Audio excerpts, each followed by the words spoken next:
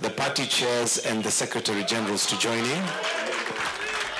For President William Ruto, these moments looked improbable, if not outrightly unacceptable.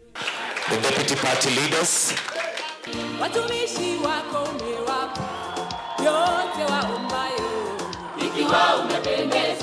Dr. Ruto, a presidential candidate in 2022, led a crusade against the Uhuru-Raila handshake, taking his utter dissatisfaction to Chatham House in the UK, promising a stoppage to what he termed as handshake politics that led to the birth of a mongrel.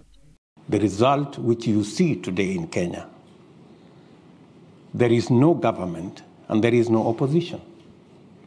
Today in Kenya, you have a mongrel of a governance system. You don't know whether it is the government that is in the opposition or the opposition is the one that is in government. It is a stance he maintained when he ascended to the presidency.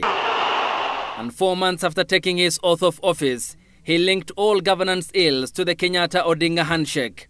That's why I want a vibrant opposition.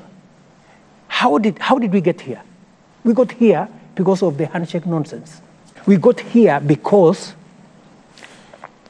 you get the opposition, which is supposed to hold the government to account, into some illegal, cohabitation, or whatever it was called, in the name of unity.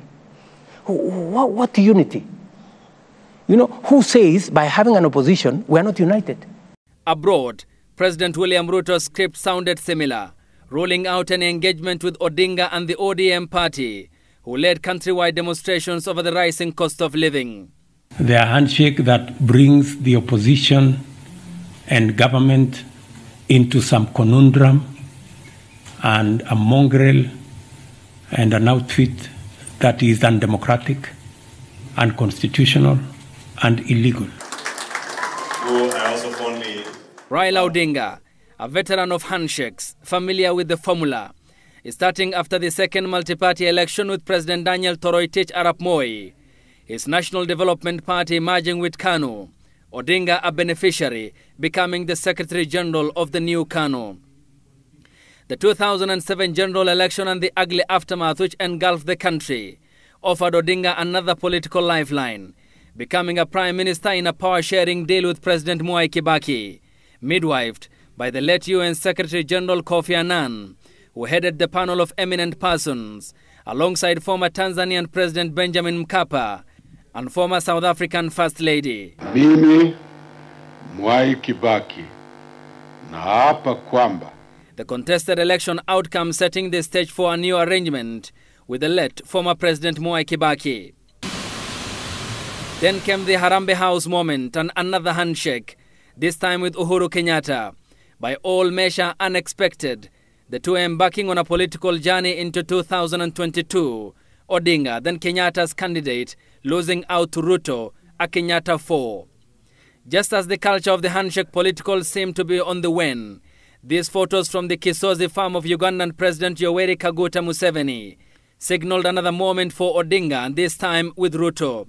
The two naming members to the National Dialogue Committee, NADCO, which concluded its assignment at the Bomas of Kenya and recommended constitutional solutions than economic answers, failing to prescribe answers to the cost of living crisis and the demonstrations which gripped the country as a result. The president, in person leading Odinga's African Union bid, sanctioning government support for the former prime minister in a campaign that ended with a fall to Djibouti's Mahmoud Ali Yusuf. And so 2 days before the 7th anniversary of the March 9th, 2018 anniversary of the Uhuru-Raila handshake, these once sworn political enemies appended their signatures. They qualified their union as an antidote to Kenya's socio-economic and political challenges. Odinga, the constant factor in the equation, and President William Ruto, like his predecessors, the variable. Questions, however, abound on how this will extricate the country from the outlined challenges when similar political marriages haven't in the past. Ayub Abdikadir, Citizen TV.